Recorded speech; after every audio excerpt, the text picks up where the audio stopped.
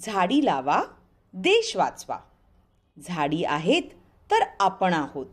हो, खरंच आहे हे.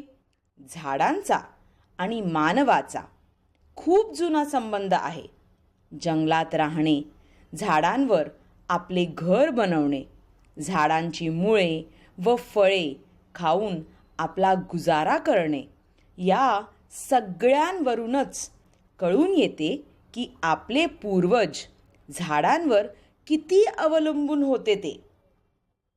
आता ही स्थिती काही वेगळी नाही, पण आपण मनुष्य त्याला मान्य करत नाही. झाड आपले रक्षक आहे. आयुर्वेदाची धरोवर आपल्याला झाडांकडूनच मिळाली आहे.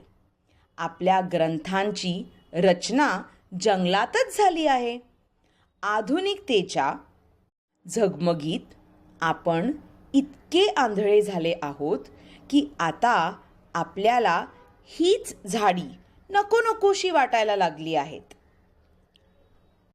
कसलाही विचार न करता अंधाधुंदपणे झाडी कापल्यामुळे जंगलं साफ होत आहेत. पृथ्वी माता बेसहारा होत आहे. प्राण्यांची घरे आपणच हिचकावून घेतली आहेत आणि सगळीकडची हिरवळ आता ओसाड होत आहे.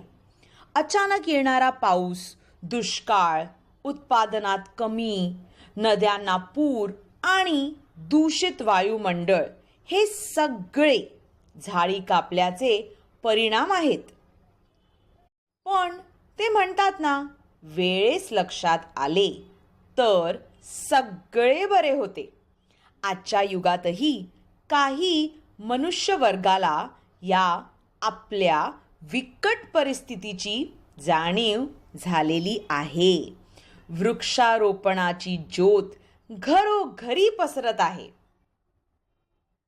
झाडी आहेत तर शुद्ध हवा आहे आणि शुद्ध हवा आहे तर आपण सर्व सशक्त आहोत याची जाणीव आता सगळ्यांनाच होत चाललेली आहे.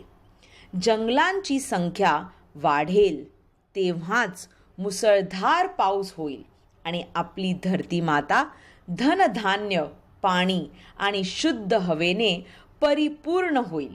झाडी लावून आपण पृथ्वी मातेला नाही तर स्वतःलाच वाचवत आहोत. चला तर झाडी लावू आणि देशाला व स्वतःला वाचवू. धन्यवाद.